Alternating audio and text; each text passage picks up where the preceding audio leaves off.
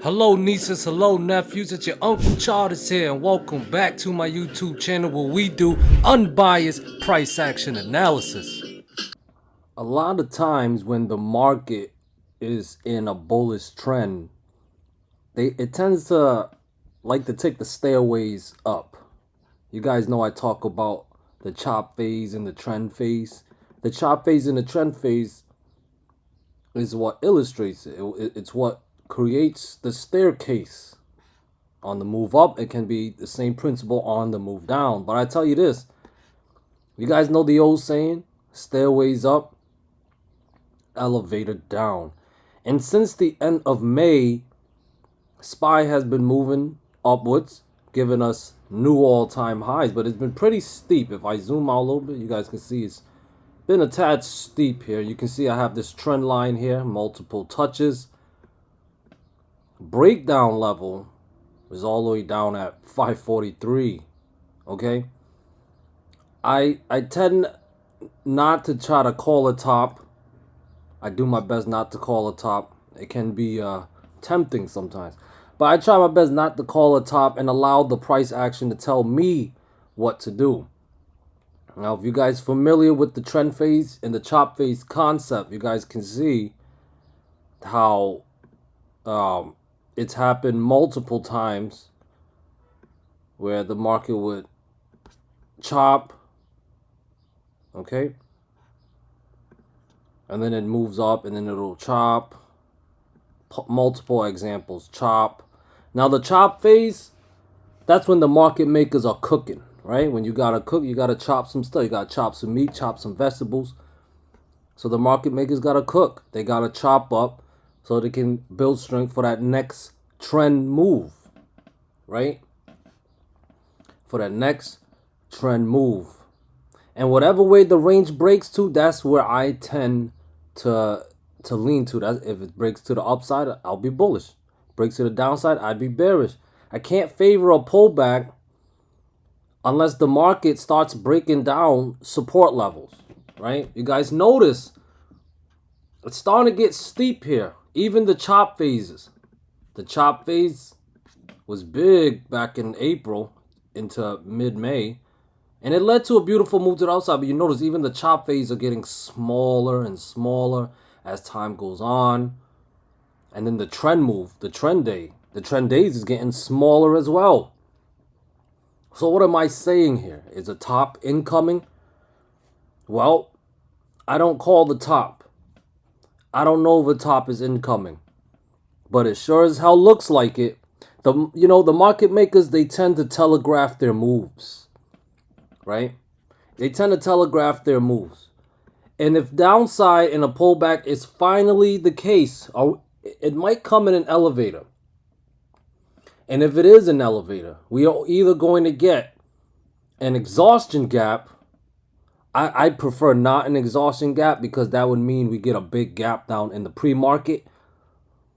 And I trade options and I don't really swing. So I prefer not an exhaustion gap. But if we get an exhaustion gap, meaning we gap down $5-10, that's a big sign that the bulls are tired and the bears are taking control. Exhaustion gap is a sign. We got to watch out for the sign. If we don't get an exhaustion gap, we can get a traditional breakdown of critical support level. That's what I prefer because I can trade that intraday. And that level being the macro level fib level at 546. Okay, guys? Remember, if I zoom out, I have macro level fib level. Macro level based on years of price action. And we have that macro level fib level at 546. We recently cleared that, guys. All right? So what does this all mean? Let's bring it all together. Well, the last critical resistant level that the SPY cleared was 546, which means if we break it down for bears to start building bearish momentum and trying to give us a pullback, the first thing it needs to do is break down 546. Second thing it needs to do, remember we was in the chop phase and 544 was the top of that chop phase, that chop range.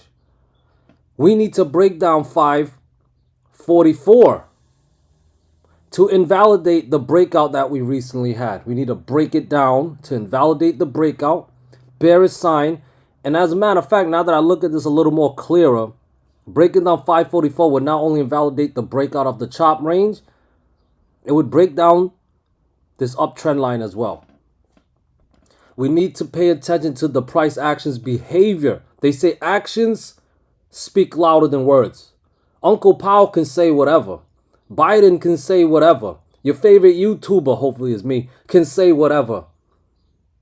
But what is the price action? Because action speaks louder than words. They can call the top all they want. They can call the bottom all they want. But what is being said with the price action? If it breaks down 546 and 544, the price action will say to me, Uncle, buy puts, get bearish, bet to the downside. Because that's where we're about to go. If the price action break down those levels. Okay? Now, if we consolidate, here's the bull case. That's the bear case. Here's the bull case. If we consolidate, and right, you see how we consolidate. If we consolidate, that might be a sign that the market maker is trying to build another staircase so that they can get a little higher. 546 and 544 lowest must hold. We can get pullbacks, okay, and buy the dip opportunities, but 546 and 544 must hold. The false breakdown of 546 or 544 would be sufficient as well for calls, okay, for calls. But bottom line is, overall bullish above 544 and 546 and breaking out the next resistance level, which is at 548.78 to be exact. We can round it up to 549. I'd round it up to 549. And breaking out 549 would lead us to new all-time high. I have the next critical fib level at 555.3. And I have a macro level fib level at 561.5 next. I'm not here to give you guys my opinion. I am here to be a messenger of the price action. Okay? I want to get you guys, help you guys to get profits. And the only way that I can do that, I believe I can do that, is by being a prophet of the price action. The price action is the true shepherd. And we are sheeps. All I'm asking us is to be humble enough to follow the price action. Okay? Anyways, that's my trading philosophy. All right? There's a spiritual element to it. Got to start from the inside. How we talk, how we speak, how we look at the market, it all matters. Okay? If we are, if we're going to be bull biased, let it be because of the price action. If we're going to be bear biased, let it be because of the price action. Okay? Now, let's move on to triple Q. It's been bullish. Looks like it's consolidated. Took a break yesterday, the day before Juneteenth. Today's the holiday. Once again, 485.6 and 487 are the resistant levels. Those are the levels that need to clear in order to put in new all-time highs. Now, we're going to cool down the RSI because the RSI is pretty overbought right now. The price action must agree, and it needs to break down 484. That's the first level it needs to break down. And then 482, 480, and 478. Below 478, I would favor a deeper pullback. Okay? A deeper pullback. When I say deeper pullback, I mean not no regular pullback where we're just back testing the recent level we cleared. I'm talking about we're going to deeper pullback, another $5, $10, $15 pullback. You understand? But if it's just a regular pullback, first thing it needs to do is break down 484. All right? Below 478, deeper pullback territory. Tesla, after bouncing, it decided to back test that 183 level. We broke down that 183 level recently, recaptured it, retested it. There was some buying pressure. Technically did not lose the fib level at 184.6. Technically, we didn't lose it. So if it can stay above, I need to see follow through. I trust the bounce off support when it can clear the next resistant level, that being 186 and 188. And if it does, I look to long with 190 or higher in play, okay? If we're going to get bearish, we got to get bearish when we break down support, when we get a false breakout setup. That means we cleared the level, like this Monday candle, and then break back below the level we cleared. In this context, we need to break down 184.6 and 183. And then I would be bearish if we break down those levels. Hopefully that makes sense, guys. NVDA, don't give a damn what you got to say. Call a top all you want. This stock is going and going and going. It's on its Lance Armstrong. Wait, did I get it? Neil Armstrong swag right now. Did I get the right guy? Is it Neil Armstrong? Anyways, yeah. You guys can see it cleared that 200% fib level that was at 134. Holy moly, donut shop. Check on your bearish friends, guys. Be nice. Yeah, it smashed this level around 136.3. Well, guess what? That is next resistant level. Now, 136.3 is the level that must clear for new all-time highs. If we are going to get a pullback, 134 and 132.3 must break down that support. All right, it must break down that support. It's still looking bullish. It's crazy. This stock is crazy, and whoever's trading this stock is crazy as well. But hey, on the road to greatness, you gotta be a little crazy. If you always play it safe, you'll never achieve greatness. And yeah, break down 134 and 132.3. It could get a lot more. Well, I wouldn't say a lot bearish, but I would say a much needed pullback. Otherwise, NVDA can keep being NVDA and not give a shit. Especially if it clears 136.3, new all-time high, 138, 140, and so on, all right? Here is Apple. We got an inside candle set up here. The chop range is, wow, 212.7 to 219. Incredible.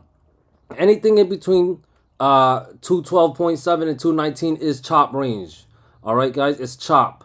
So from here, it closed at 214.2. So next resistant is at 216. 217.4, 220, okay, well, 217.4, 219, excuse me, and then 221.5, all right? Those are the levels that must clear. If we're going to be bullish above 219, I would be bull bias. Above 221.5, should get a nice, beautiful leg up to new all-time highs. Now, if we're going to get bearish, it's around 214.2 where it closed, so I have support.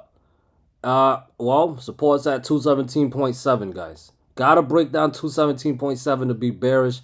And we could possibly get a pullback all the way down to 211, 209.5, 208, 206. Below 208, I'd definitely be bear bias on Apple. Not bear bias like, oh my god, the stock's going to zero. But like bear bias as in we should get a deeper pullback. Possibly all the way back down to 199-ish. Okay, guys? AMD, I mentioned I can't get fully bullish on this stock unless we can clear 160, 162 for me to favor our bottoms, and it's been failing to do that. Broke down 157, obviously.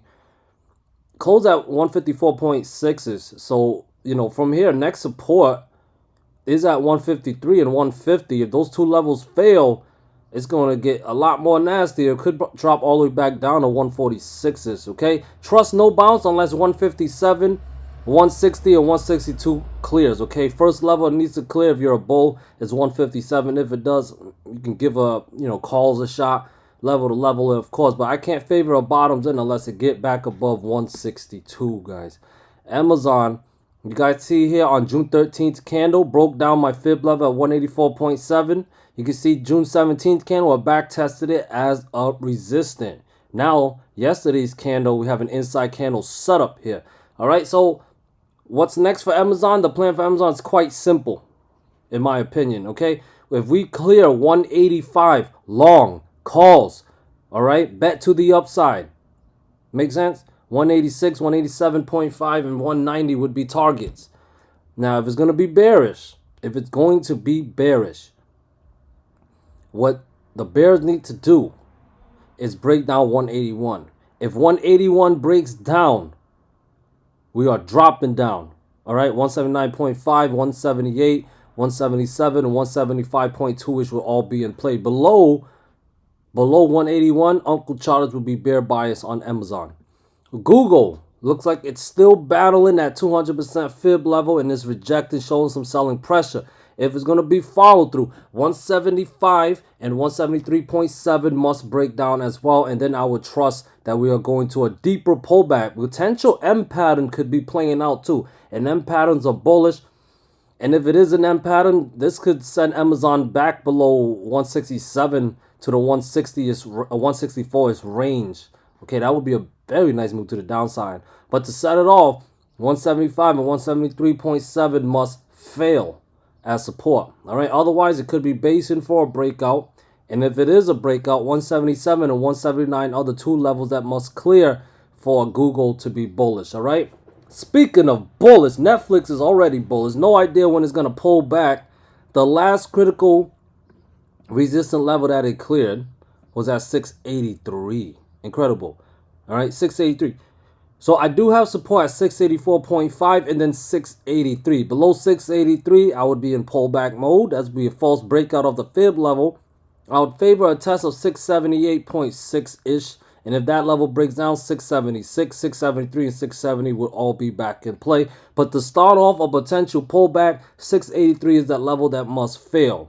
All right, as long as above 683, the breakout stays intact. And if the breakout stays intact, that means more upside is possible. We just need to watch the next resistant levels, which is at 686 and 687.7. If those levels clear, more upside is possible with 690, 692, and 694 in play. Can Netflix get back to 700? We'll see. Beto. I usually look at Bitcoin, but since I like to trade stocks, I'm looking at the stock for Bitcoin, which is Beto. I have support at 24.2 and then support at 23. All right. 24.2 and 23 are the two levels that must fail in order for Beto to be bearish. Trust no bounce on Beto unless the bounce can clear a resistant level. Starting with 25.2, 26.6, and 29. Well, 27.5 and then 29. Please add these levels to your charts. Let's take a look at Bitcoin itself. Yeah, it's still looking bearish, okay? Ever since we broke down that 69K level, I mentioned to everybody, hey, it could get in pullback mode, which has been pulling back. You know, it chopped a little bit between 65.1K and 67.2K. Looks like it's trying to break down 65.1K right now, which is bearish, all right? For me to trust this bounce, I still need to see it get above 67.2K, all right, in order to give us a potential move to the upside. I'd rather miss a piece of the move to get into a safer position that could lead to a bigger move to the upside than to risk this because it looks weak right now, all right? I know the RSI is oversold, but like I said, if it's truly strong and if it's a true bounce, then it'll recapture 67.2K, thus triggering longs. Otherwise, if 65.1K fails, guys, gonna drop down lower. 63.1K would be the target with 60.5K below. All right, here's dark pool for SPY, 546.86. That's a 61% of the activity from the big money. 546.86. Definitely add that level to your chart. Label it as dark pool. Let's take a look at the flows. A lot of activities coming in for triple Q, but let's take a look at SPY first. AI, man, AI saved the market, huh, guys? AI. It's bearish. Are these hedges or what? I don't know. But we're seeing some puts coming in. Triple Q is bullish. I gotta move slow here. Tesla, bullish. NVDA, bullish. Apple, it's bullish. AMD is bearish and matches the price action too. Amazon is bullish. GOOG is bullish. Netflix is bullish. And Beto. Nothing for Beto. Interesting. Alright guys, thank you guys so much for watching. I really appreciate you guys for being here. If you can, please hit that like button. If you didn't already, please subscribe. And welcome to the Sheep's Den. Peace. Oh, Uncle George is